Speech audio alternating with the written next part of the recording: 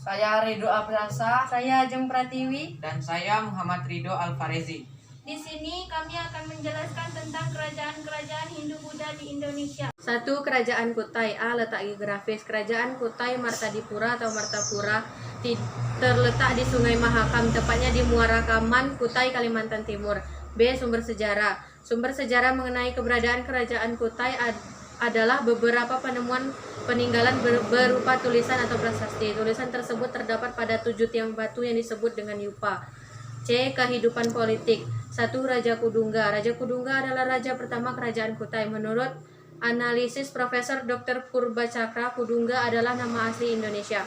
2. Raja Aswawarman. Dalam salah satu stupa bahwa kerajaan Kudungga mempunyai seorang putra bernama Aswawarman yang disamakan dengan Asuman atau Dewa Matahari. 3. Raja Mulawarman adalah raja terbesar kerajaan Kutai. Kebesaran kekuasaan Raja Mulawarman terlihat dalam upacara-upacara persembahan kepada para dewa yang pernah dilakukan. D. Kehidupan ekonomi. Perekonomian di kerajaan Kutai sangat bergantung pada keberadaan Sungai Mahakam. Dari beberapa bukti yang ditemukan dapat diketahui bahwa perekonomian kerajaan Kutai terletak pada sektor perdagangan, pertanian, dan peternakan. 2. Kerajaan Tarumanegara. A. Letak geografis. Letak Kerajaan Tarumanegara di Jawa Barat, di tepi Sungai Cisadane sekitar Bogor sekarang. Kata Tarum berhubungan dengan kata Taruma berhubungan dengan kata Tarum yang berarti nila atau biru. B. Sumber sejarah. 1. Prasasti. A. Prasasti Tugu. Ditemukan di Desa Tugu, Cilincing, Jakarta. Isi Prasasti Tugu adalah penggalian sebuah saluran air gemati sepanjang 6.112 tombak atau kurang lebih 11 km. Penggalian tersebut dilakukan pada masa pemerintahan Raja Pulawarman. B. Prasasti Kebun Kopi. Ditemukan di Kampung Muara Hilir, Kecamatan Cibung Bulang, Bogor. C. Prasasti Ciaruteun. Ditemukan di Kampung Muara, Desa Ciaruteun Hilir, Kecamatan Cibung Bulang, Bogor.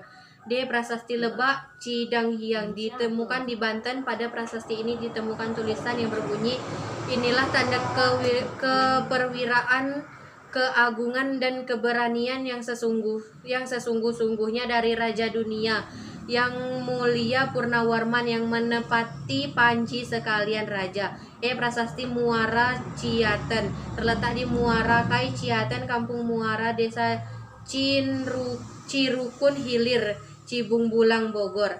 F. Prasasti Jambu Dasis Koleangka. Prasasti Jambu terletak di sebuah bukit pasir Koleangka, Desa Parangkan, Muncang, Nunggung, Bogor. G. Prasasti Pasir Awi.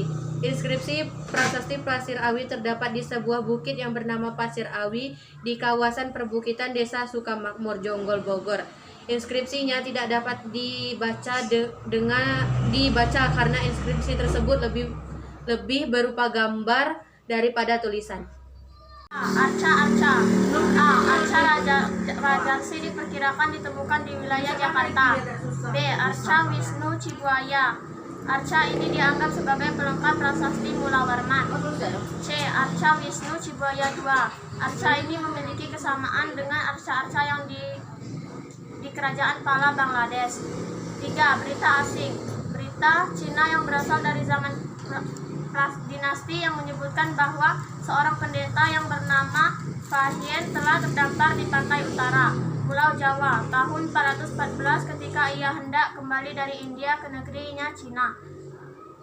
C. Kehidupan politik. Kerajaan Tarumanegara mencapai puncak kejayaannya pada masa pemerintahan Raja Purnawarman. Pada masa pemerintahan rakyat hidup makmur dan aman dan tentram. D. Kehidupan politik. Dalam Prasasti Tugu dinyatakan bahwa Raja Purnawarman memerintahkan rakyatnya untuk membuat saluran sepanjang 6.112 tombak. 3. Kerajaan Kalingga atau Holing. A. Letak. Nama Kalingga berasal dari sebuah nama kerajaan yang ada di wilayah India Selatan. Lokasi kerajaan masih diperdebatkan. Kemungkinan berada di sekitar Blora dan Cepu, Jawa Tengah. B. Sumber sejarah. Sumber sejarah mengenai kerajaan Kalingga kebanyakan diperoleh dari sumber Cina, tradisi atau kisah setempat, dan naskah carita parayangan. C. Kehidupan politik. Kerajaan Kalingga terbagi menjadi dua, yaitu Kalingga Utara di bawah Sahana dan Kalingga Selatan di bawah Dewa Singa. D. Kehidupan sosial. Menurut prasasti Tukmah yang bertuliskan huruf Pallawa dalam bahasa Sanskerta, diperkirakan sebagian rakyat Kalingga menulis huruf Pallawa dan terampil berbahasa Sanskerta, serta telah mengenal ilmu perbintangan. 4. Kerajaan Sriwijaya. A. Letak geografis. Dari prasasti-prasasti yang ditemukan dapat diketahui bahwa letak kerajaan Sriwijaya di wilayah Sumatera bagian selatan. B. Sumber sejarah.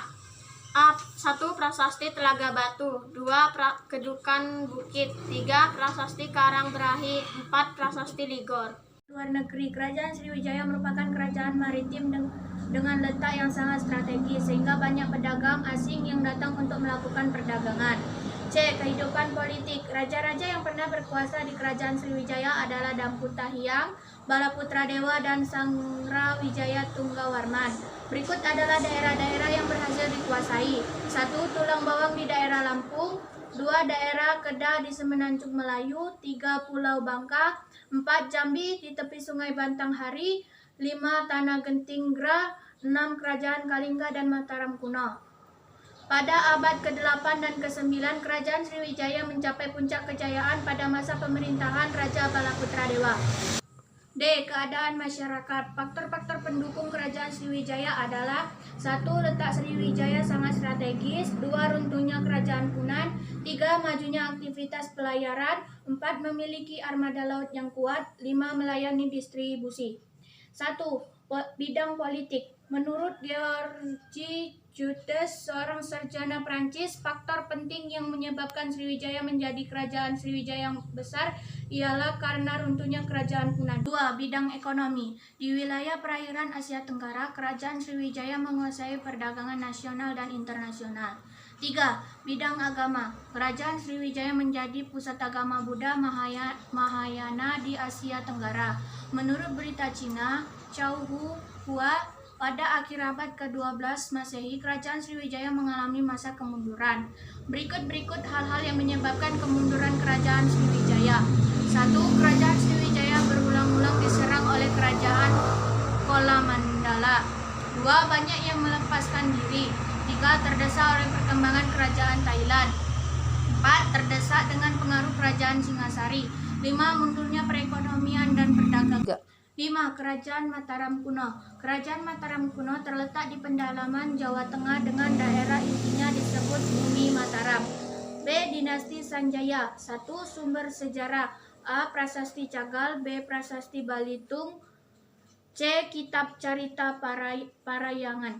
Kehidupan politik. Dinasti Sanjaya didirikan oleh Raja Sanjaya. Raja terbesar pada dinasti Sanjaya adalah Sri Maharaja Rakai Pikatan 840-856 Masehi. Sri Maharaja Rakai Pikatan pada masa pemerintahannya Sri Maharaja Rakai Empu Sindok 929-930 Masehi.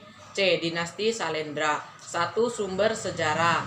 A. Prasasti Kalasan 778 Masehi.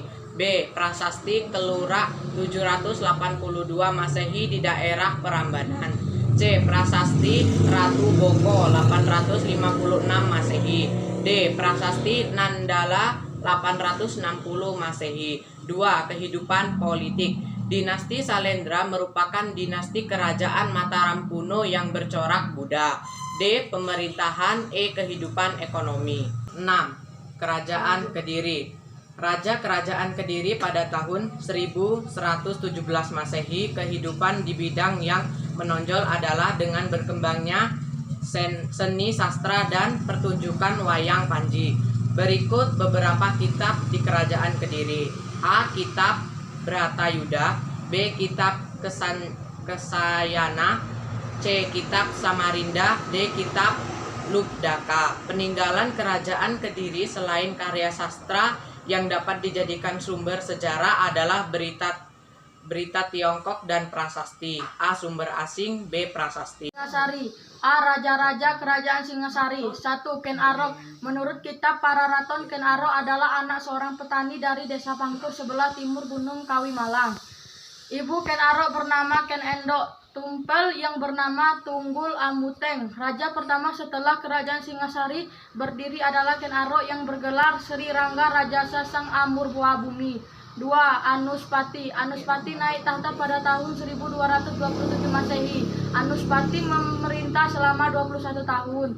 3. Tohjoyo. Setelah berhasil membunuh Anuspati, Tohjoyo naik tahta. 4. Ronggowuni. Pada tahun 1248 Masehi naik tahta kerajaan Singasari dengan gelar Srijaya Wisnuwardana. 5. Kartanegara. Kartanegara naik tahta pada tahun 1268 menggantikan Ronggowuni. Kertanegara bergelar Maharaja Diraja Sri Kertanegara. B. Perluasan daerah Singasari. Sasaran ekspedisi tersebut adalah untuk menguasai Sriwijaya. C. Perkembangan politik. Raja mengangkat tim penasihat yang terdiri dari Rakrian Aihino, Rakrian 1, Sirikan, dan Rakrian Halu. 8. Kerajaan Majapahit. A. Kehidupan politik dan pemerintahan kerajaan Majapahit berdiri dari abad ke-14 sampai 15 Masehi setelah kerajaan Singasari jatuh.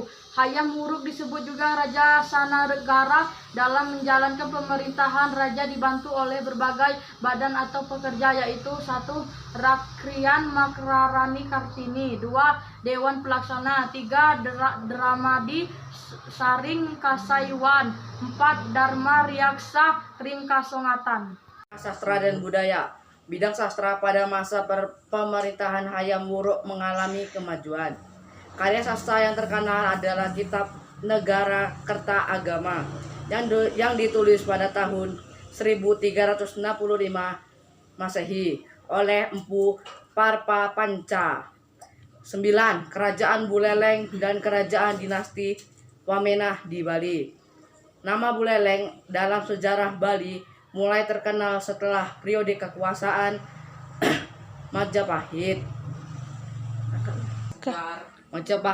Ketika di Pulau Jawa berkembang kerajaan-kerajaan Islam, di Bali juga berkembang beberapa kerajaan seperti Kerajaan Gel-Gel, Klung-Klung, dan Buleleng yang didirikan oleh Ai Gustin Ngurah Panji Sakti. Sebenarnya Buleleng sudah berkembang pada zaman kuno. Diperkirakan Buleleng menjadi salah satu daerah kekuasaan dinasti Warmadewa. 10. Kerajaan Tulang Bawang. Kerajaan awal yang terletak di daerah Lampung, menurut sumber-sumber sejarah Cina, adalah kerajaan yang disebut Bawang atau Tulang Bawang. Berita Cina tertua yang berkenaan dengan daerah Lampung berasal dari abad ke-5, yaitu kitab Lu Sung Su dalam kitab Tai Pung Huang Yuxi yang ditulis pada tahun 976 sampai 983 Masehi. Disebutkan sebuah kerajaan yang bernama Tulang Puhuang tidak jauh dari desa Bawang, yaitu di desa Hanakau, telah ditemukan sebuah inskripsi yang dipahatkan pada sebuah batu sejak tahun 1912. 11. Kerajaan Kota Kapur. Pada tahun 1994, di situs Kota Kapur telah ditemukan pula peninggalan-peninggalan lain, seperti sebuah arca Wisnu dan sebuah arca Durga Mahisa Suramadini. Temuan lain yang ada pada situs Kota Kapur adalah peninggalan berupa benteng pertahanan yang kukuh, berbentuk 2 buah tanggul sejajar yang terbuat dari timbunan tanah dengan panjang sekitar 350 meter dan 1.200 meter dengan ketinggian sekitar 2-3 meter. Adanya penanggalan tanggul atau benteng tersebut menunjukkan masa antara tahun 530 sampai 870 Masehi. Sekian dari laporan dari kelompok kami. Semoga bermanfaat. Wassalamualaikum warahmatullahi wabarakatuh.